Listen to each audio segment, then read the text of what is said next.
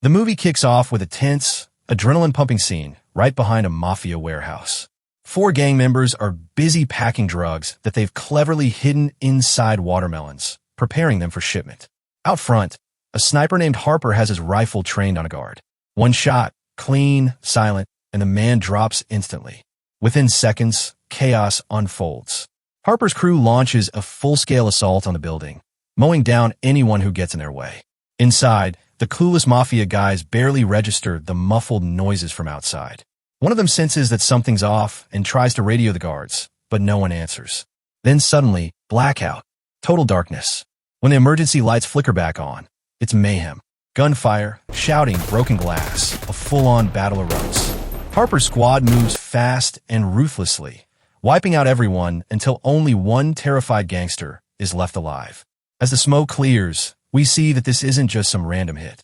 The operation is being led by Andy, a former cop who's clearly got a personal agenda. He corners the last survivor, flashes a photo, and demands to know if he recognizes the person in it. The guy nervously nods. That's when the truth clicks. Andy and his team aren't after drugs or money. They're hunting down the person responsible for Andy's daughter's murder. Desperate and scared, the last man gives up the name. Andy finds a massive stash of cash in the building, but doesn't care about it. Consumed by rage and grief, he orders his team to take the money, then torches the place, watching the flames erase every trace of what happened there. The story then rewinds to 9 days earlier. We find Andy waking up alone in a quiet, worn-down house, the kind that tells you its owner's been through a lot. He goes through his morning routine without emotion and heads to his job at a hardware store. But his mind is miles away. His distracted behavior doesn't go unnoticed, and soon his boss calls him into the office, again, for yet another warning. Andy's told to shape up or risk being fired. He takes the criticism quietly, accepting that he won't be getting paid this month. The next day, during his day off, Andy visits his therapist. The session starts the same as usual. How are you feeling? And Andy insists he's getting better, though he admits his past keeps haunting him. He talks about zoning out at work and getting scolded again. Through this conversation, we learn that Andy isn't just some regular guy. He's a former Marine officer who once led a team of 20 soldiers in Afghanistan. But after a brutal attack, only 4 made it out alive. That trauma has followed him home, leaving him with deep emotional scars and an ongoing battle with his own mind. Meanwhile, in another part of town, we're introduced to Rachel, a teenage girl arguing with her mom. The fight seems ordinary at first. Rachel's mom doesn't want her going out so much, saying it's unsafe for a young girl. But Rachel, who's just turned 18, insists she can make her own choices. She points out that she barely goes out anyway, maybe once every 2 weeks. Her mom eventually gives in, but reminds her to be careful whenever she leaves. Waiting outside is Rachel's boyfriend, Cases. Before they drive off, he tells her he'll be out of town for a week and won't have his phone on him. That upsets her a bit since they're usually in constant contact. It's revealed that Cases works as a drug courier, and Rachel knows about it but stays quiet. He invites her to join him the next day to pick up a package. Turns out, his friend Harry already prepared it for him. When they stop by Harry's place, the guy casually asks if they're going for a walk, and Cases nods. Later that evening, the two swing by a party thrown by one of Cases' college friends, Bruno. The mood is chill, music is loud, and everything seems fine, until about half an hour in, when Cases gets an urgent call from Harry. He's told to make the delivery right away. He apologizes to Rachel for leaving her alone and asks Bruno to make sure she gets home safely. After he leaves, Rachel heads upstairs, where some of Cases' female friends are hanging out. They start offering her a new drug they're trying. At first, Rachel refuses. She's never touched anything like that before, but after constant peer pressure, she finally gives in. Moments later, she feels her chest tightening. Panic sets in. Within minutes, Rachel collapses and dies from an overdose. The next scene is heartbreaking, Rachel's funeral. And here's where the gut punch hits. Rachel was Andy's daughter. The former Marine sits quietly at the service, broken but expressionless. His ex-wife, Ava, approaches him afterward. She tells him that Rachel was last seen with Cases the night she died. Their conversation reveals that Andy and Ava had separated years ago because of his unstable mental health after the war. Andy had chosen isolation over family, believing it was for their safety. Later, back at Rachel's room, Andy looks around, lost in memories. Then Rachel's phone lights up, a new message. It's from Cases, who doesn't yet know she's gone. He's asking to meet at Harry's place that night. Andy's heart hardens.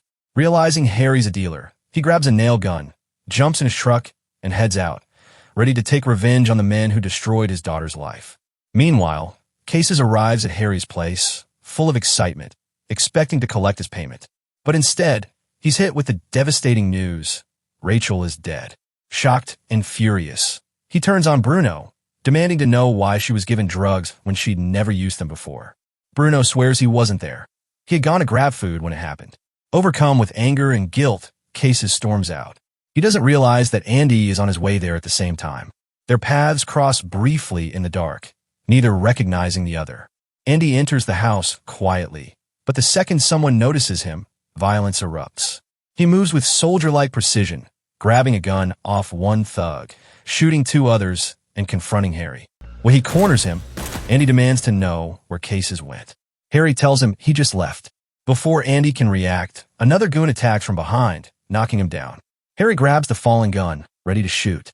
But just as he's about to pull the trigger, a shot rings out from someone else. Harry and his men fall dead. The shooter steps out of the shadows. It's Smudge, one of Andy's old comrades from the Marines. He helps Andy up and drives him home. On the way, Smudge asks what Andy was doing at Harry's place. Andy tells him everything about Rachel, the drugs, and his plan to wipe out everyone involved. Smudge explains that he'd actually come to offer condolences to Andy, but found a note with Harry's address instead. That's how he ended up saving him. Before leaving, Smudge suggests they meet up for a drink the next evening. The next night, Andy gets a call from Ava. She asks if he still has Rachel's phone. When he says yes, she sighs and tells him she doesn't care about the phone. She just wants him to come home someday. Andy promises he will, though deep down he doesn't know when. Later, Andy heads to the cafe to meet Smudge. There, he runs into Harper, another one of his former squad members, the same sniper from the opening scene. Harper offers his condolences and tells Andy that he and the others will always have his back. Soon after, Smudge arrives with another old buddy, and the group sits together, reminiscing about their time in Afghanistan, about the missions, the losses, and the unbreakable bond that survived it all. 2. So, as the night wore on, Harper opened up about something that had haunted him for years. Back in the war, he'd faced a gut-wrenching choice: take down a kid carrying a bomb or risk losing his entire squad. The memory of that terrified child walking toward him never left his head. It was the kind of decision that eats away at your soul forever. After that emotional moment, the guys tried to lighten things up by playing pool, but Andy stayed quiet, clearly lost in thought. His silence made the others curious, and when they pressed him, he finally came clean about what was really driving him. He wanted to wipe out the drug network in the city, including the man named Cases. Hearing that, Harper and the others instantly got fired up. They missed the old days of taking action together, and teaming up again gave them a sense of purpose. Meanwhile, somewhere across town, Cases sat alone in a restaurant, drowning in guilt. He couldn't stop thinking about Rachel. He blamed himself for not being there that night. Maybe if he'd stayed, she would still be alive. Determined to make things right, he decided he'd go to her parents and apologize face to face. But before he could leave, a group of street thugs surrounded his table, itching for a fight. Cases tried to walk away, but they followed him out, ready to throw punches. Just as things were about to explode, a car screeched up beside them. A young woman stepped out and told him not to waste his energy on lowlifes. She offered him a ride, and once they drove off, she quietly said she was sorry for what happened to Rachel. Confused, Cases asked why she even cared. She revealed she'd been sent by his father, but she also wanted to reconnect with him personally. Cut to Andy and Harper driving out to meet a gun dealer. Harper mentioned that the guy they were meeting had close connections with one of the major drug lords who ran the eastern part of the city. Once they arrived, Andy didn't waste any time. He handed over a thick stack of cash for the weapons. The dealer, clearly intrigued, asked what Andy planned to do with all that firepower. Andy didn't hide it. He said straight up that he intended to attack the drug lord's base and shut down his entire operation. As soon as Andy left, the dealer panicked and reached for his phone to warn the drug boss. But before the call could go through, Andy came back emblazoned. He pinned the dealer down, demanding to know the drug lord's location. With no choice left, the dealer gave up the address. At that moment, one of his guards tried to jump Andy, but Harper shot him dead before he could act. Then Harper asked Andy for his knife. He wanted to personally finish the dealer off, and Andy didn't stop him. Elsewhere, Cases and the same woman pulled up outside a small store. She said she was starving and went inside to grab some food. But as soon as she entered, someone followed her in. Cases immediately sensed something was off and rushed after her. Within seconds, bullets started flying. A shootout erupted inside the shop. Somehow, both Cases and the woman managed to get out alive, though she took a bullet in her leg. They barely made it back to their car before another group showed up, grabbed them, and threw them into a van. Next thing they knew, they were being dragged into a mine where the Eastern drug lord himself was waiting. He wasn't happy. He accused the woman of sneaking into his factory and poisoning his product, an act that had killed a lot of people. Then came the bombshell. One of those victims was Rachel. Cases froze. His face turned pale as he realized Rachel's death wasn't an accident. Furious, he demanded to know who had ordered her to do that. She hesitated, then admitted the truth. It was Cases' own father who had sent her. Before they could even process what that meant, the drug lord ordered his men to execute them. But before the trigger was pulled, explosions echoed from outside. Andy and his team had arrived, storming the compound like a wave of vengeance. One by one, they took down the mafia men in a brutal assault. During the chaos, Cases broke free and jumped into a car to escape. Andy tried to stop him, firing several rounds, but Cases got away. After the fight ended, Harper grabbed one of the surviving thugs and demanded to know who ran the biggest drug operation in town. The man gasped out the name, Lucian, a rich, bald businessman who ruled the trade from a huge mansion on the city's outskirts. Meanwhile, Cases arrived at that same mansion. The doors opened, and out stepped Lucian, his estranged father. It turned out that Cases had been living alone for years, scraping by as a low-level drug courier, completely disconnected from the man who had built this criminal empire. That night, Andy and his men launched another all-out assault, this time on Lucian's factory. It was pure chaos. They stormed the place, killing guards and destroying the drug labs, until only one survivor was left. Andy cornered him, knife in hand, and demanded to know where Lucian and Cases were hiding. The terrified man spilled everything. The next morning, Lucian told Cases what had happened. Andy and his squad had destroyed their entire operation. Deep down, Cases felt a flicker of satisfaction. He had never approved of his father's dirty empire anyway. But Lucian was furious. He ordered his remaining soldiers to hunt Andy down and finish him for good. While this was happening, Andy woke up with only one thought in mind, and all that night. He was ready to attack Lucian's mansion and finish what he started. But just as they were preparing to move, Andy got a panic call from Ava. She was crying, saying someone was trying to break into her house. Andy immediately realized it was Lucian's men. Without wasting a second, he called his team and rushed to save her. When they reached the area, they were chased by several cars full of armed men. Andy stopped the car and took cover behind it as bullets shattered glass all around them. Amid the chaos, he learned that Ava had already been kidnapped. The only option left was to track her down before it was too late. They followed the trail to an old abandoned building, but soon realized it was a trap. Lucian's men surrounded them from every direction. Andy shouted for his teammates to spread out and fight back. They moved like a well-oiled machine, taking out enemies one by one. Harper managed to corner one of the thugs and was about to kill him when Andy stopped him. This guy might know something. Harper questioned him about Ava's location, but the man swore he didn't know anything, saying Lucian kept her hidden personally.